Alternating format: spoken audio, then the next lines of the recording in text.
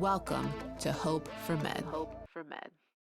Hi, welcome back to the Hope for Med podcast. I am your host, Dr. JB, and today's featured guest is Dr. Olufunke Afolabi-Brown. Dr. Brown is a board-certified pediatric pulmonologist and sleep medicine physician. Welcome to the show. Thank you so much for having me. I'm so excited to be here. Yes, me too. And I am very excited to learn about your origin story. So let's start there. Yeah, absolutely. So as you mentioned, I am a board-certified pediatric pulmonologist and sleep medicine physician. And the reason or how I came about this, I would say, started off from when I was in medical school, right? It was a very stressful time, needless to say. I struggled a lot with sleep, lack of sleep, right? It was kind of like a narrative or a, badge of honor to say you slept only 6 hours and all that. And I followed the crowd. So my friends would go to the study hall at 10 p.m. and I'm not really understanding my kind of like what we call our sleep chronotype, meaning our sleep tendencies. Would just go with them and just kind of sleep the entire time we're there, and then they wake me up to come back to the room afterwards. And so I would be exhausted. My neck hurts. I've been reading one line over for like 4 hours. The next day, I would not be able to remember that one line I read. Mm-hmm. And so did that for a while, extremely exhausted and anxious and just really struggling, working like 3 times as hard for the same results. And at that time, I did not know I didn't understand the consequences of sleep deprivation. I just thought this was what it was. It's now like as a sleep medicine physician, understanding the science and realizing that everything I experienced was all like, it's been, it's supported by research in terms of the consequences of sleep deprivation. And so eventually, I kind of realized I needed my sleep. I needed to go to bed in time. And even if I needed to wake up early to study, that was just how I functioned. Mm-hmm. And so that was kind of like my introduction to sleep. That's interesting, right? Mm-hmm. And then fast forward to training and residency, and then came the kids. My son had reflux, and that really impacted his sleep a lot. And of course, automatically affected mine. Mm-hmm. And again, I was really struggling because of that. But I went into my pulmonary fellowship really to help kids who had sleep disorders. And then they come in, and one of the things their parents are saying is they're not sleeping. They're up all night coughing or they're snoring, and I'm not sleeping. Mm-hmm. And so the theme again comes back and prompted me to go forward and pursue a fellowship in sleep medicine. And then once I did sleep medicine, just really realizing that it's not just about the breathing, the sleep-related breathing disorders. There's so much more that goes on when we sleep and when we don't sleep. Mm-hmm. I really decided I wanted to take this on as just my career moving forward. Mm-hmm. And that really prompted me to create my company, Restful Sleep MD, because as the families were coming in and mom's like, well, I don't even know how I got here. I just know I drove here somehow because I haven't slept in days and my son hasn't slept in days. I realized this sleep deprivation in children is not only affecting them and their growth and development, but affecting the parent as well. And this really resonated with my story as well. And so I've really been on a mission to help moms sleep better by helping their kids sleep better. So tell me a little bit more about the science behind the sleep, the importance of sleep. Yeah, absolutely. So one of the things I say is sleep is not just a cure for sleepiness. We don't just sleep because the day is ended, and really looking from top to bottom, every organ system pretty much is impacted by sleep. Mm-hmm. And starting from up top, we talk about even just the cleansing function of sleep. So there is a system in our brains called the glymphatic system, so G lymphatic system, so similar to our lymphatic system. And what this really does is it helps with cleansing deposits that kind of accumulate in our brains over the course of prolonged wakefulness over the course of the day. So thinking of it as a kind of like the brain's plumbing system. And actually, some of these deposits include things like amyloid beta, which have been associated with diseases like Alzheimer's. So over time, these deposits have to go. We need to get rid of them. Not just so when we talk about sleep, it's not, most people feel that during sleep there's just period of quiet and rest and quiescence. It turns out your brain is quite active when you sleep, really doing that. And in addition to that, sleep is important for our memory. And so a lot of studies have shown that as well. Our executive function, our creativity. And really the way this is that we go through different cycles of sleep. Mm-hmm. And while the absolute functions are not well known, there have clearly been studies that have looked at if you deprive someone of slow wave sleep, what happens? Mm-hmm. So really in slow wave sleep, that's when we get rest and restoration and recovery and regulation of our immune system. You get hormone regulation. And so things like growth hormone, for example, in children is really produced during slow wave sleep. And then in REM sleep, we talk about creativity and emotion regulation and things like that. So it all works together. And so that's why when people ask things like, oh, what's the best time? If you're going to shortchange yourself of sleep, which one should it be, like earlier or later? And the answer is no. Both play a role in really helping us to be our healthier selves. And then, of course, the consequences even on our heart health. So sleep deprivation has been associated with increased risk of hypertension and cardiac arrests, actually, and strokes and things like that. So really, really spanning the entire system, I would say sleep is beneficial and has deleterious consequences when we don't get enough of it. Mm-hmm. So is there a definition for sleep deprivation? So really, when we talk about sleep deprivation, there are things like sleep deprivation, insufficient sleep, and really it's when you have, and you might have periods of where you like acute sleep deprivation, which even right away you start to tell, even if you miss one night of sleep, of good sleep, you can already tell that something is going, you feel unwell. So you already have that. But over time, when you talk about sleep deprivation, you're talking about the impact or decrease in either sleep quality or sleep quantity. So not just focusing on quantity, because a lot of times we do try to get those ideal 7 to 9 hours of sleep and all, but beyond that, there are other facets to sleep that can actually deprive us. So you may be getting the 7 or 9 hours of sleep, but if it's not continuous sleep, because there's some kind of underlying disorder, you can actually be sleep deprived. So does the clock start over every time you get awake or waken up? Does that make sense? So if you get 1 hour here and then you're up for 30 minutes and then 2 hours there and you add them all up, does that give you 7 hours, or does that really just start all over each time?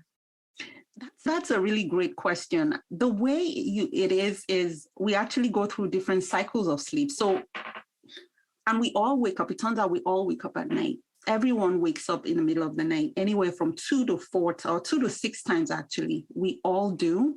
And the reason why is we cycle through different stages of sleep. So you'll go through, usually slow wave sleep, that deep sleep you get on what we call non-REM sleep, occurs in the earlier part of the night. But we kind of cycle through, and then you start to get more predominant REM sleep at the latter part of the night. So for example, a typical sleep cycle would be you go through that non-REM sleep, which is then further broken down into 3. You go through light sleep, which is kind of that drowsy feeling you start to get. And then you get to N2 sleep, which is sort of a slightly deeper level. And then N3 sleep, or the third stage, is that really deep sleep. And then you then go into REM sleep, which is your dream sleep. So your REM sleep at the beginning of the night, in proportion, in relation to your non-REM sleep, your REM sleep is much shorter. Overall, the REM sleep is still shorter, but as you go through the night, as you have more continuous sleep, you're cycling through normally, and then you start to get longer and longer REM sleep. So if you fragment your sleep, well, it may not necessarily mean that you're starting from N1 or the first stage again. You're going to probably be depriving yourself of the ability to get into that REM sleep appropriately over time, if that makes sense. Mm-hmm. And so you mentioned that quantity and quality of sleep is important. Yeah. And so I can understand how somebody could try to control the quantity of sleep they get, but how do they improve the quality of sleep they get? Yeah, yeah. So with quality of sleep, there are various things that can be affected. So some of those things are sort of external factors that can affect the quality of our sleep. And then there are more like intrinsic factors, as well as disorders, medical disorders and things like that can affect our sleep. So I usually try to break it down that way.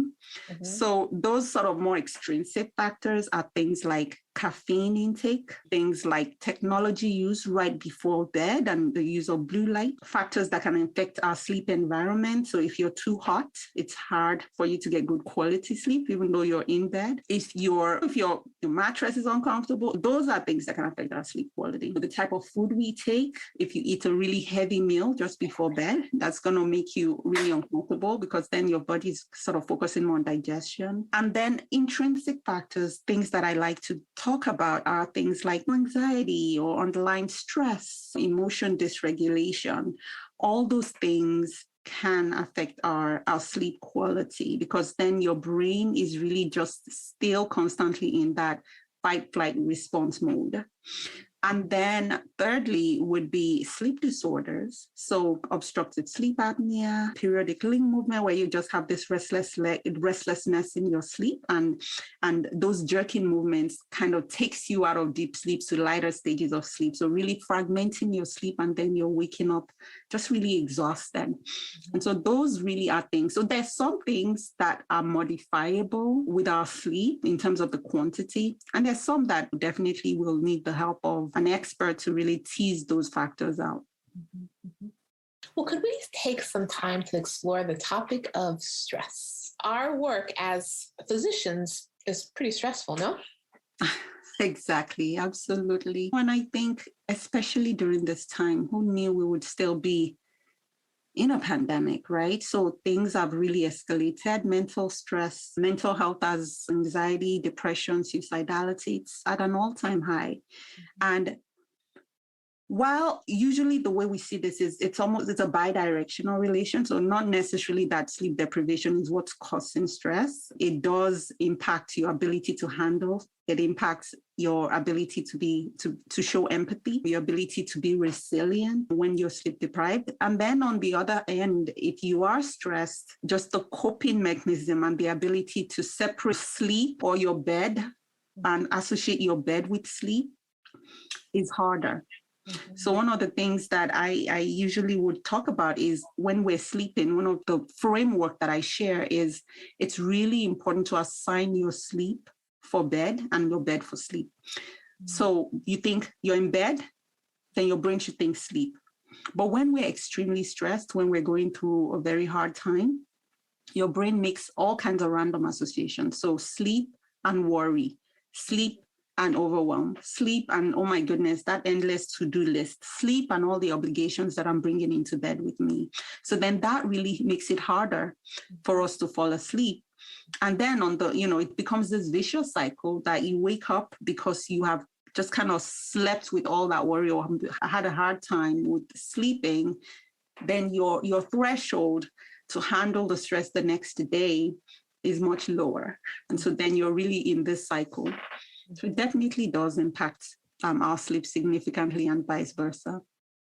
So what did you notice when you were going through training and you explained how you were spending these, but you didn't say all-nighters because actually it's like, oh, I didn't sleep at all last night and I'm going to go take this test. 6 hours, that's a lot of time to actually get. Yeah, I was being generous. You're right. If you slept 6 hours, you were lazy. Like, yeah. Yeah.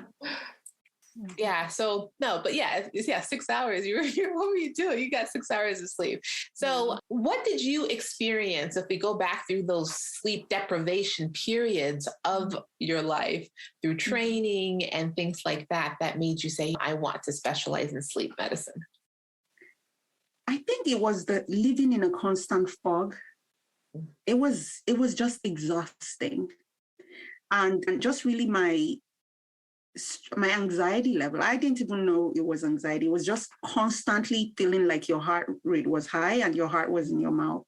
And without any clear, I mean, of course, being in medical school in and of itself is anxiety provoking, but living that way constantly, even when it wasn't like the shoe was about to drop, was something that I felt, and just the fatigue.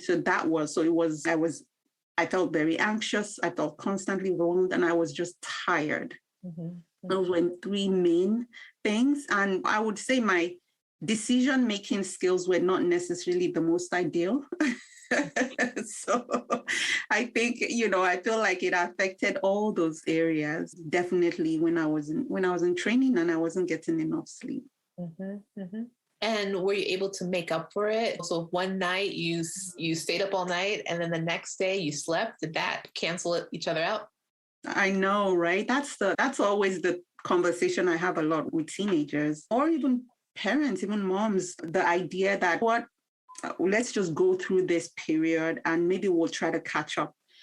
The thing is, we never can catch up, because if you think about it, using adults as examples, 7 to 9 hours of sleep is what's recommended. And that has not necessarily changed. The society has changed that. And caffeine and all these other energy boosting tools have definitely changed that. But that physiologic need has not changed.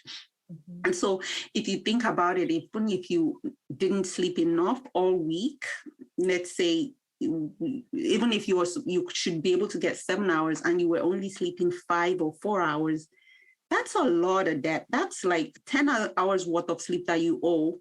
So even if you try to split it up on Sunday and Saturday, the likelihood that your body will be able to add on an extra 5 hours on top of the 7 hours, it's possible, but not continuously on the long run. So you are not likely to be able to catch up on sleep.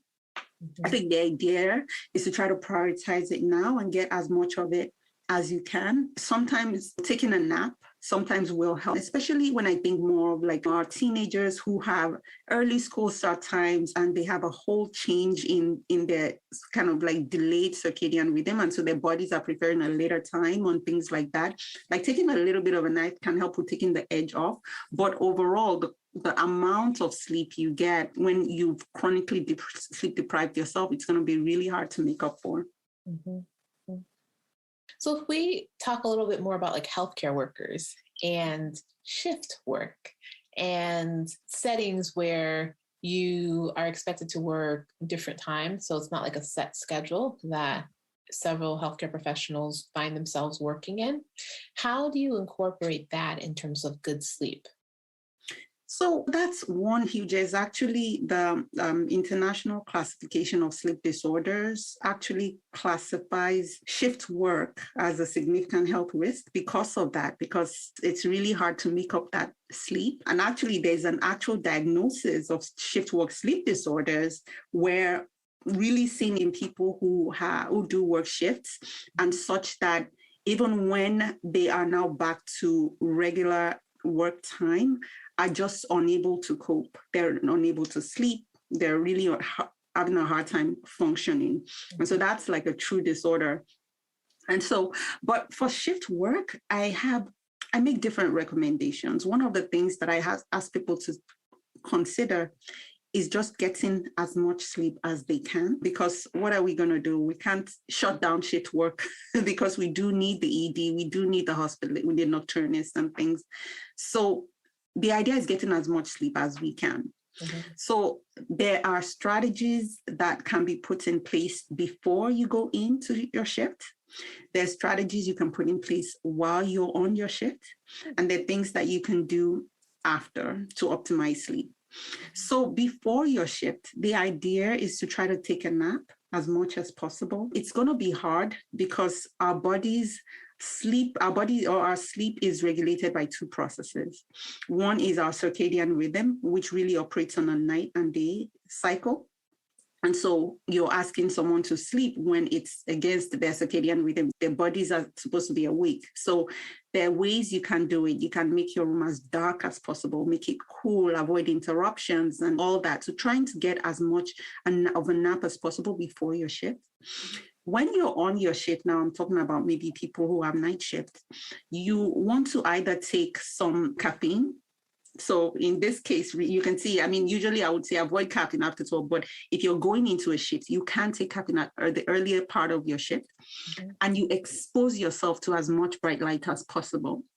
So the reason why is your body's melatonin production really kicks up at night, right? Because it responds to the dark, we call it the dark hormone. So when you expose yourself to light, you're really suppressing that. And when we're using some caffeine on a background of at least a nap before, you're driving down that adenosine, which really contributes to your sleepiness. So when you do that and you go through your shift, about, I would say maybe like 4 hours or so to the end of your shift, you really want to start avoiding very bright light as much as possible. So you can see that we're sort of almost like trying to mimic what you would do if you were on a regular schedule. So you start to try to avoid that. And then at the end of your shift, I want you to wear the darkest, ugliest sunglasses ever to avoid any type of light. Because again, now we're trying to get that melatonin up. Yeah. And then you don't go to the grocery store. Don't run any errands. Go straight home. If you're sleepy, Uber, catch a cab, whatever, because you shouldn't drive sleepy. So dark glasses, headed straight home. A do not disturb sign at the door. You have, family that can understand that this is time to sleep. This is my night. Blackout curtains may be an investment, but it's definitely worth it for shift workers. And then you get into a routine. So you have the same routine you would have had at night, which is you take a warm shower, you get into comfortable clothes, you turn head canceling headphones if you need to, try to minimize any form of distraction, and you sleep for as long as possible to prepare yourself for the next night. So that, I feel, really helps people cope, especially when they're working shifts. And so what about when you transition from nights to days and then back and forth? Yeah.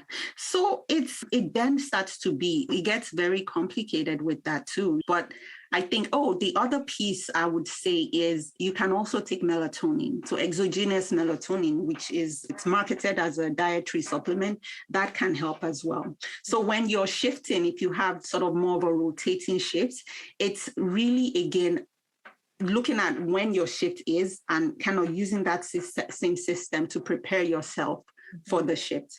And then there will be overlaps, which what I would recommend is just to try to either push through as much as possible so that you can get at least a decent amount of sleep at night.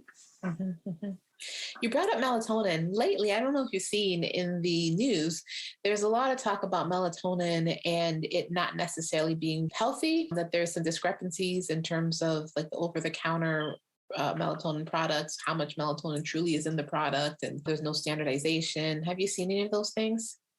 Yeah, absolutely. So I think that's the issue. Melatonin is not FDA regulated. So it's a dietary supplement, and you might have one that's marketed as having 5 milligrams.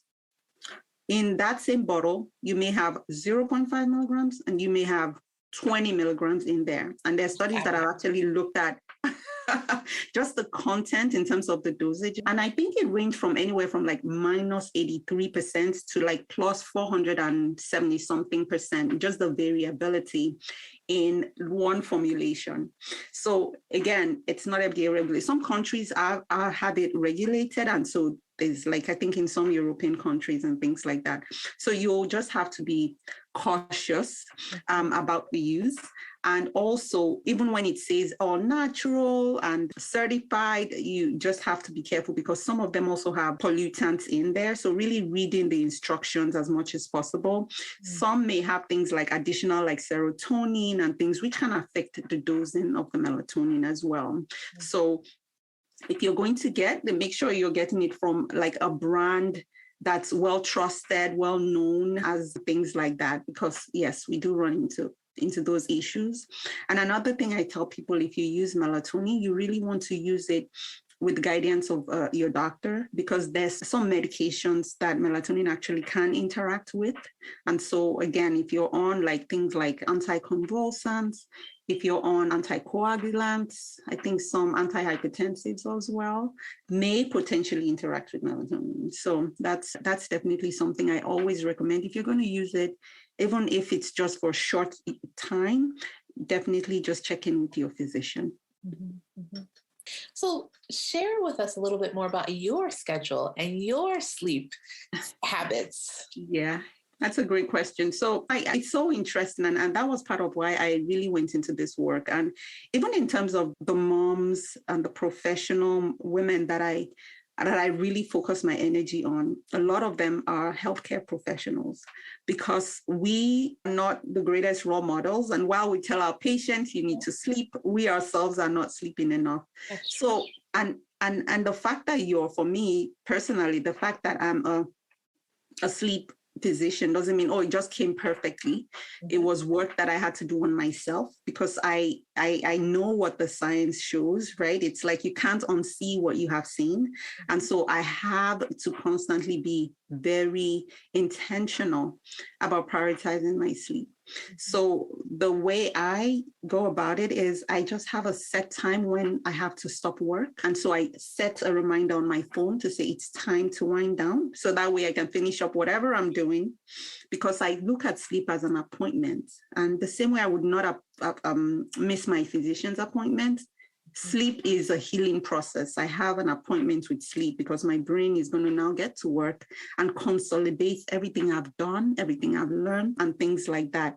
And so once I do that, then I have a routine, a bedtime routine, because otherwise I'm taking all that work and all that, energy and stimulation into bed with me. And that's not a good place to be.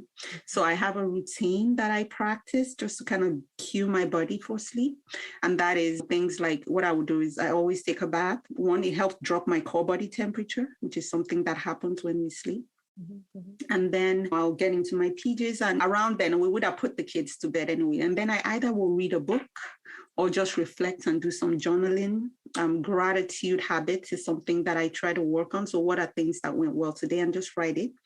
If there's anything in my mind that's causing my mind to race, usually I'll note that down as well. So that kind of like offload it from my mind, so I'm not sleeping with it. So that's been what I've done, and it's worked really well. Of course, there are times when boundaries become a struggle, and so that's always something we have to work on. And so that's been my own personal sleep journey. I like what you mentioned about how you're not perfect, right? Because none of us are perfect, and putting down like structured, pathways and things like that to allow us to be able to achieve our goals. So if our goal is to go to sleep at a certain time, putting those reminders, like you mentioned, whatever you're doing, you have 30 more minutes to wrap it up. And then now it's time to start your bedtime routine. I think that's really important. And that's very practical. That allows anyone to really be able to replicate. Yeah. I mean, it took doing that, because if you have a hard time, especially if you're someone that gets in the flow, which I tend to do, it's just like, I feel like I'm like my son again. It's like 5 more minutes. So I think that's been really a game changer for me, and just helps me to maintain consistency. So could you tell my audience, if they wanted to find out more about you and how they could get in touch with you, how can they do so? Yes. So I am on social media. I'm on Instagram as well as Facebook as Restful Sleep MD. I'm on LinkedIn as Dr. Funke Brown. And then I have a website, restfulsleepmd.com. And I have a framework that I use to help people to create restful sleep habits. And so you can actually get that and start sleeping better tonight. Start being intentional about your sleep tonight. So it's restfulsleepmd.com. And I do a lot of work with parents of teenagers. And one of the things that I've also done is I've created a course for teenagers sleep, because the preaching, the talking, the yelling, the arguing, the trying to get the phone out of their hands just doesn't seem to work. So I created a course that's specific for teenagers, just to help them learn about sleep and why sleep is important and how they can sleep better. And that's also on my website under the courses section. So those are a few places to find me. Awesome. So in closing, do you have any pearls of wisdom for my listener? Yes, I'm biased. And so I feel like sleep is just the foundation for everything. I believe that we all have an inner brilliance that we can radiate. And when we prioritize sleep, we can radiate that inner brilliance. And it's something that's free, and it's something that we can start tonight. Yeah. Who says a doc can't rap? DOCTORJB. The greatest doctor to ever touch the mic. The greatest podcast ever broadcasted or pre-recorded. Come learn some. Each one teach one. I'm done.